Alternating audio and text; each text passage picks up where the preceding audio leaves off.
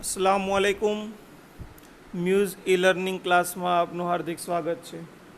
મિત્રો, chapter number 2 પરમાણુ બંધારણની આપણે વાત કરીએ છીએ, જેના અંદર ઇલેક્ટ્રોન, પ્રોટોન, ન્યુટ્રોનની સંખ્યાની ગણતરી છેલ્લે આપણે જોઈ હતી। આગળ હજી થોડીક એની પ્રેક્ટિસના એક્ઝામ્પલ જોઈએ। એક સ્પીસીસમાં ઇલેક્ટ્રોન, પ્રોટોન અને ન્યુટ્રોનની સંખ્યા અનુક્રમે 18, 16 અને 16 છે, તો તેની સંજ્ઞા દર્શાવો। મિત્રો, આવા ક્વેશ્ચન MCQની અંદર પૂછાતા હોય છે, એટલે ખાસ આની પ્રેક્ટિસ આપણે કરવાની છે। હવે આપણને આપેલી કિંમત છે ઇલેક્ટ્રોનની સંખ્યા 18,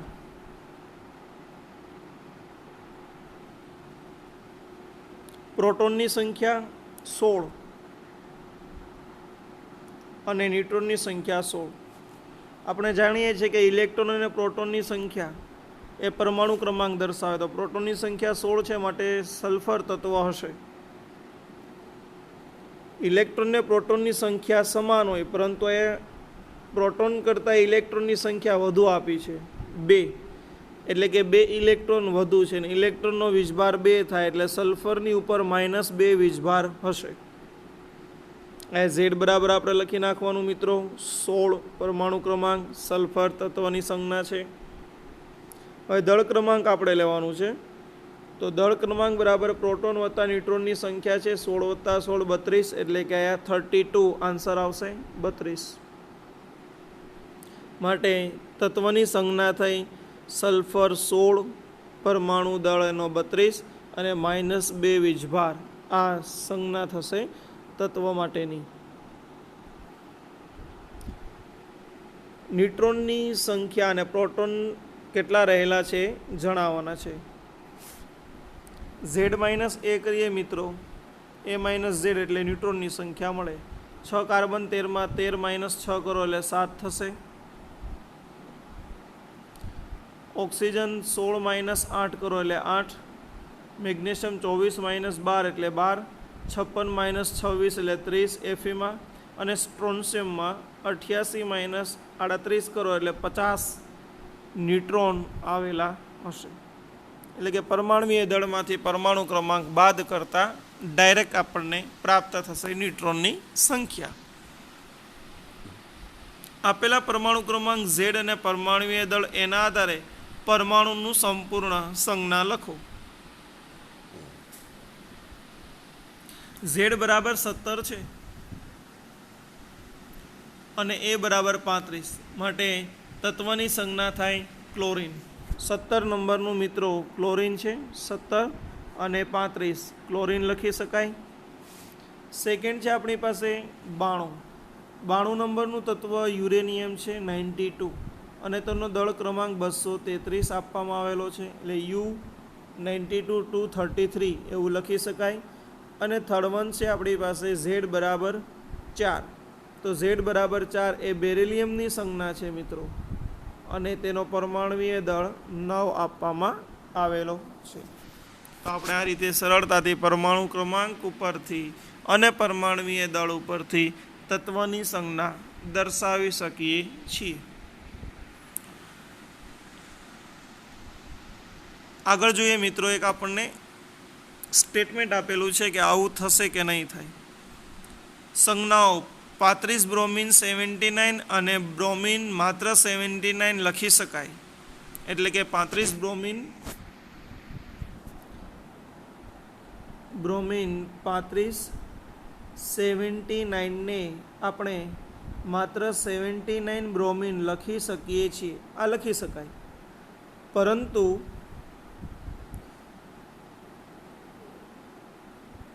આનું ઊંધું સ્વીકાર્ય નથી। ઊંધું એટલે કઈ રીતે, તો કે બ્રોમિન 79 35 ને આપણે બ્રોમિન 35 સ્વરૂપે લખી શકતા નથી, એનો ટૂંકમાં ઉત્તર આપો। તો મિત્રો, આપણે જાણીએ છીએ કે 35 એ બ્રોમિનનો પરમાણુ ક્રમાંક છે Z, અને 79 એનો પરમાણુ દળ છે A। તો આપણે પરમાણુ ક્રમાંક ન લખીએ અને માત્ર પરમાણુ દળ લખીએ તો તત્વની સંજ્ઞા સાચી ગણાશે, પરંતુ આપણે ઝેડને નીચે લખી અને પરમાણુય દળ એને નીચે લખી અને પરમાણુ ક્રમાંક ઝેડને ઉપર લખી શકતા નથી, દર્શાવી શકતા નથી. કારણ કે પરમાણુ દળ એ પરમાણુ ક્રમાંક કરતાં ડબલ કે વધુ હોઈ શકે. અહીં પરમાણુનું દળ એ પરમાણુ ક્રમાંક કરતાં ઓછું હોઈ શકે નહીં, કારણ કે પરમાણુનું દળ એટલે પ્રોટોન પ્લસ ન્યુટ્રોનની સંખ્યાનો સરવાળો. માટે આપણે બ્રોમિનને પરમાણુય દળ 35 સ્વરૂપે દર્શાવી શકીશું નહીં, દર્શાવી શકતા નથી. એના પછીનો ક્વેશ્ચન છે મિત્રો, નીચેમાં પ્રોટોન, ઇલેક્ટ્રોન અને ન્યુટ્રોનની સંખ્યા શોધો. તત્વો આપણને આપેલા છે, ઇલેક્ટ્રોન, પ્રોટોન અને ન્યુટ્રોનની સંખ્યા શોધવાનું છે. તો પરમાણુ ક્રમાંક જેટલા જ ઇલેક્ટ્રોન ને પ્રોટોન હોય તો ફોસ્ફરસ 15 31માં ઇલેક્ટ્રોન પ્રોટોન 15 થશે. 31 માઇનસ 15 કરો એટલે 16 એના ન્યુટ્રોન થશે. દળ ક્રમાંક 31 થાય. સોડિયમ ધન આયનની અંદર આપણે જોઈએ તો 11 પરમાણુ ક્રમાંક છે, ધન વીજભાર 1 છે. જેટલો ધન વીજભાર હોય એટલા એકમ ઇલેક્ટ્રોન ઘટે, એટલે 11 માઇનસ 1 બરાબર 10 ઇલેક્ટ્રોન આવશે. જેટલા ધન વીજભાર હોય તેટલા ઇલેક્ટ્રોનની સંખ્યા ઘટે, જેટલો ઋણ વીજભાર તેટલા ઇલેક્ટ્રોનની સંખ્યા વધે. આ આપણે યાદ રાખવાનું છે મિત્રો. એટલે 10 ઇલેક્ટ્રોન થશે, પ્રોટોન 11 થશે, ન્યુટ્રોનની સંખ્યા 23 માઇનસ 11 કરો તો 12 થશે, દળ ક્રમાંક 23 છે. સલ્ફરમાં 16 તેનો પરમાણુ દળ 32 છે.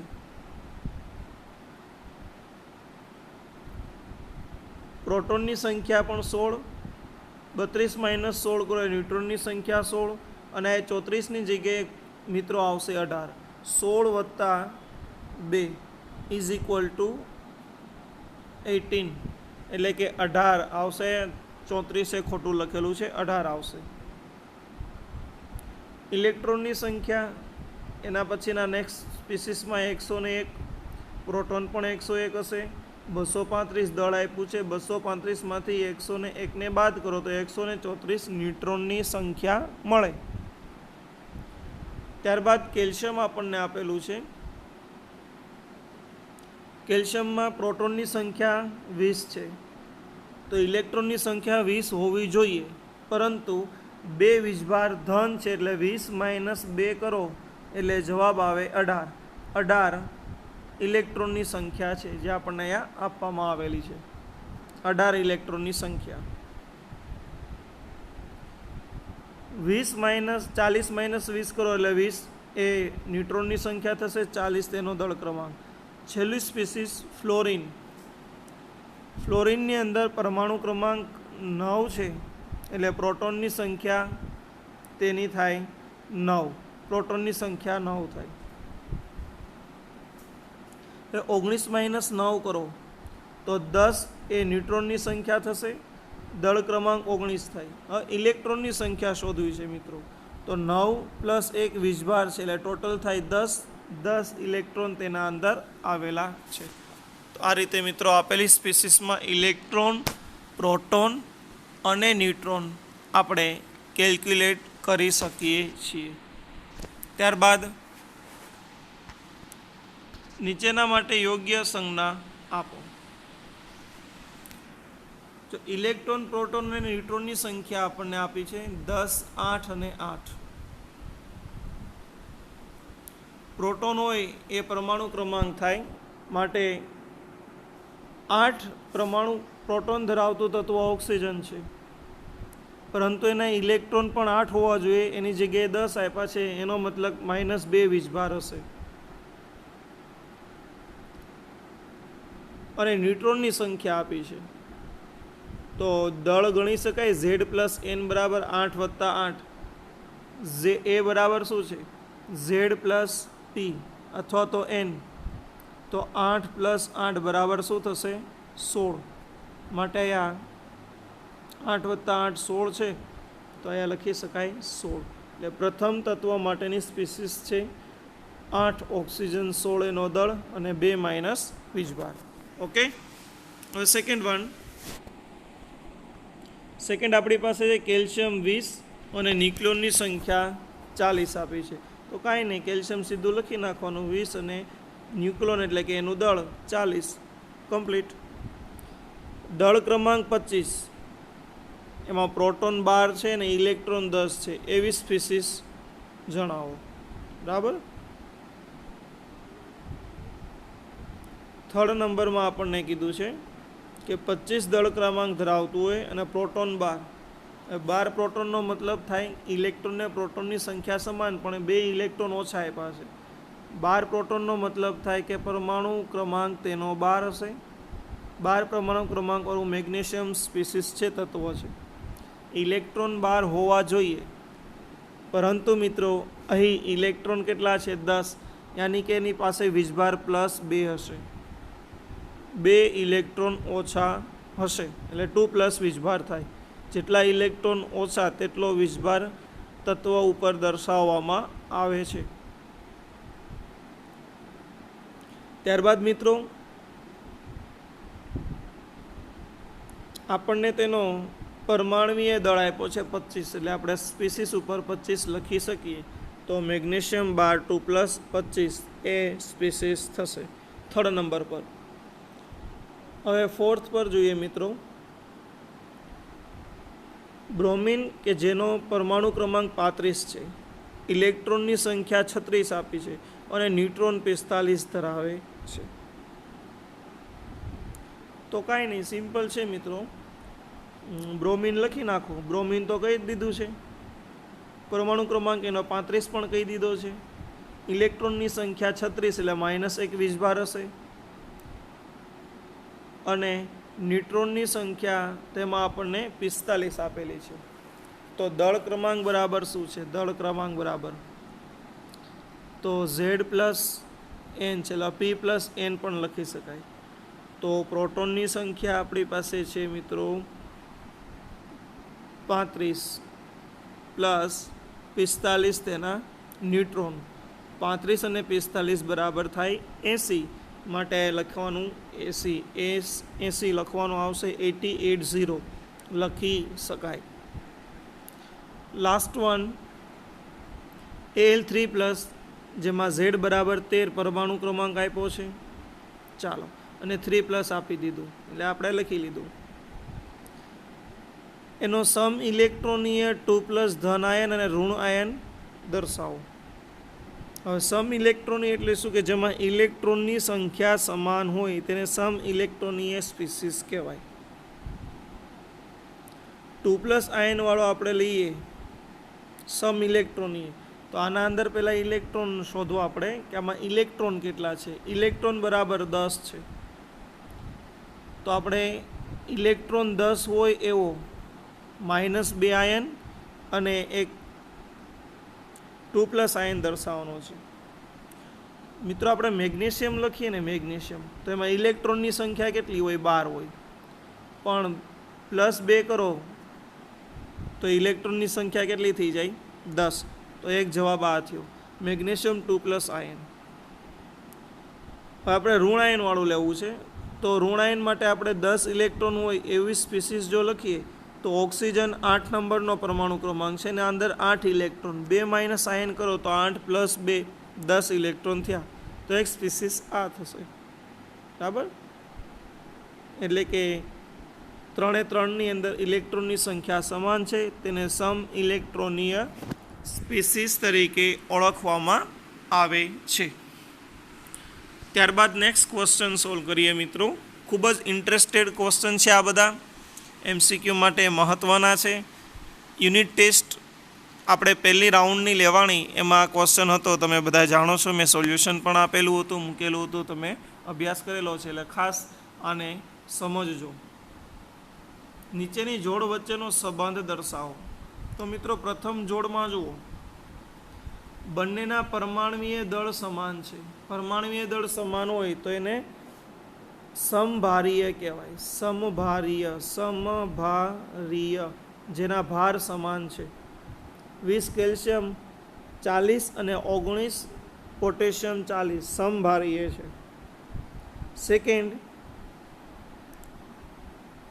ક્લોરીન 1735 અને 17 ક્લોરીન 37, તો બંનેના પરમાણુ ક્રમાંક સમાન છે, માટે આપણે એને કહી શકીએ મિત્રો સમસ્થાનિક. સમસ્થાનિક જેના સ્થાન સમાન હોય તેને સમસ્થાનિક કહેવાય. તો બંનેના પરમાણુ ક્રમાંક Z સમાન છે. બરાબર. ત્રીજી સ્પીસીસ છે આપણી પાસે જેની અંદર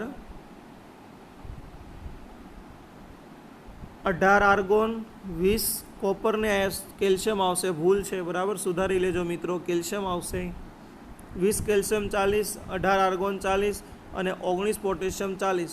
તો ત્રણેયની અંદર મિત્રો જુઓ એના ભાર સમાન છે, માટે થર્ડ નંબર એ સમભારીય થશે. થર્ડ નંબર એ સમભારીય થશે. અને ફોર્થ નંબર એ 38 સ્ટ્રોન્શિયમ આપ્યા છે. 87 અને 90 એકબીજાના સમસ્થાનિક છે, સ્થાન સમાન છે, એટલે ફોર્થ નંબર એ સમસ્થાનિક થશે. 2 અને 4 સમસ્થાનિક, 1 અને 3 સમભારીય છે. ન્યુક્લિયોનની સંખ્યા ગણો. તો ન્યુક્લિયોન એટલે કે પરમાણવીય દળ. 17 ક્લોરીન 35ની અંદર મિત્રો 17 ક્લોરીન 35ની અંદર 35 એ ન્યુક્લિયોન થશે અને 40 પોટેશિયમ 19ની અંદર 40 એ ન્યુક્લિયોન થશે અથવા પરમાણવીય દળ. ન્યુક્લિયોનનું બીજું નામ છે પરમાણવીય દળ. એક મહત્વનો ઇન્ટરેસ્ટેડ સ્વાધ્યાયનો આ ટોપિક છે, સ્વાધ્યાયનો ક્વેશ્ચન છે જેને આપણે સોલ્વ આઉટ કરીએ. ઇલેક્ટ્રોનની સંખ્યા ગણો કે જેને ભેગા કરવાથી 1 ગ્રામ વજન થાય. 1 ગ્રામ વજન થાય તેવા ઇલેક્ટ્રોનની સંખ્યા ગણવાની છે અને 1 મોલ ઇલેક્ટ્રોન પરનો ભાર અને દળ બંને ગણવાનું છે. મિત્રો, એક ઇલેક્ટ્રોનનું દળ છે 9.11 × 10⁻³ કિલોગ્રામ અને ગ્રામમાં લખીએ તો 10⁻³ કેન્સલ થાય એટલે 31 - 3 કરો તો 10⁻28 આવશે ગ્રામમાં વજન, કિલોગ્રામમાંથી ગ્રામમાં. હવે એક ઇલેક્ટ્રોનનો ભાર આપણે જોઈ ગયા છે કુલમમાં, 1.602 × 10⁻19 કુલમ છે અને 1 મોલ બરાબર એવોગેડ્રો નંબર 6.022 × 10⁻23 મોલ. હવે ક્વેશ્ચન નંબર 1ને આપણે સોલ્વ કરીએ. આ બેઝિક માહિતી આપણી પાસે હતી તે જોઈ. ઇલેક્ટ્રોનના કિલોગ્રામમાંથી ગ્રામમાં વજન લખ્યું, ઇલેક્ટ્રોનનો વીજભાર કુલમમાં લખ્યો અને મોલની સંખ્યા એવોગેડ્રો નંબર આપણે જોઈ. હવે એક ઇલેક્ટ્રોન એટલે કેટલું વજન? તો કે 9.11 × 10⁻31 કિલોગ્રામ હોય તો 1 ઇલેક્ટ્રોન થાય. પણ આપણને તો કેટલું આપ્યું છે 1 ગ્રામ અને કિલોગ્રામ લ્યો તો 1.001 કિલોગ્રામ એ કેટલા? તો સીધી ત્રિરાશી મૂકવાની. 0.001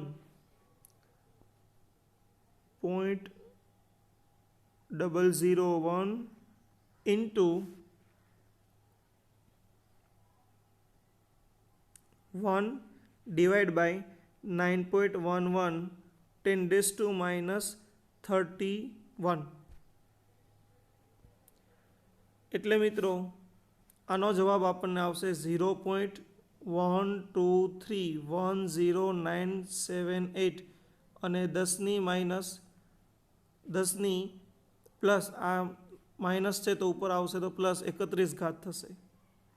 આ 4 પોઈન્ટ આપણે ખસેડીએ 1, 2, 3 અને 4 તો આ જવાબ થાય.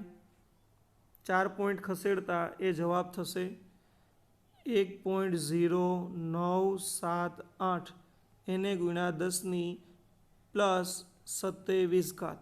4.31 - 4 થશે એટલે 27 જવાબ મળે. આટલા ઇલેક્ટ્રોન થશે. હવે સેકન્ડ આપણે જોઈએ મિત્રો. બીજો આપણને ક્વેશ્ચન પૂછેલો છે, એ ક્વેશ્ચન સોલ્વ કરીએ.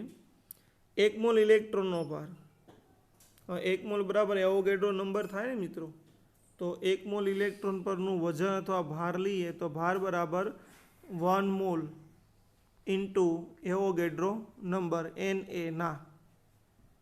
1 મોલનો ભાર છે કુલમમાં 1.602 × 10⁻19 ઇન્ટુ 6.022 × 10⁻23 આટલા ઇલેક્ટ્રોન, જે 96,470 થશે આટલા કુલમ થાય. અને 9 પોઈન્ટ આપણે જો મૂકીએ તો મિત્રો આમ પણ લખી શકાય 9.647 10⁴ આવું પણ લખી શકાય કુલમમાં. એટલે કે આટલો આપણને પ્રાપ્ત થશે. હવે આ વીજભાર થયો. હવે 1 મોલ ઇલેક્ટ્રોનનું દળ લેવું હોય તો ઇલેક્ટ્રોનની કિલોગ્રામમાં દળ છે એને ગુણ્યા એવોગેડ્રો નંબર. ઇલેક્ટ્રોનનું દળ આપણી પાસે છે 9.11 ગુણ્યા 10⁻31 ગ્રામ અને 6.022 એના મોલની સંખ્યા. તો 5.486 10⁻7 કિલોગ્રામ થશે અથવા 10⁴ ગ્રામ થશે. 23 - 31 કરો એટલે 10⁷ વધશે. બરાબર. અને આ 548 પોઈન્ટ આવે અને 5.48 કર્યો એટલે 7 વધશે. બરાબર. આ રીતે આપણે આ દાખલાને સરળતાથી સોલ્વ આઉટ કરી શકીએ છીએ. ત્યારબાદ એક્ઝામ્પલ નંબર 17 છે, પણ મિત્રો એ એક્ઝામ્પલથી આપણે આગળ સ્વાધ્યાયનો ક્વેશ્ચન છે સોલ્વ આઉટ આગળના લેક્ચરમાં કરશું. Wish you all the best. કાંઈ પણ ક્વેરી હોય તો તમે પૂછી શકો છો. અત્યારે હાલમાં આપણે આ એપ્લિકેશનમાંથી જ ભણવાનું શીખીશું, અનુસરીશું. ક્વેરી હોય તો તમે પૂછી શકો છો. જ્યારે શાળા શરૂ થશે ત્યારે લાઈવ ક્લાસ તમને મળશે અને કેમિસ્ટ્રીની કાંઈ પણ ક્વેરી તમને રહેશે નહીં એવી આપણે સંપૂર્ણ ટ્રાય કરીશું.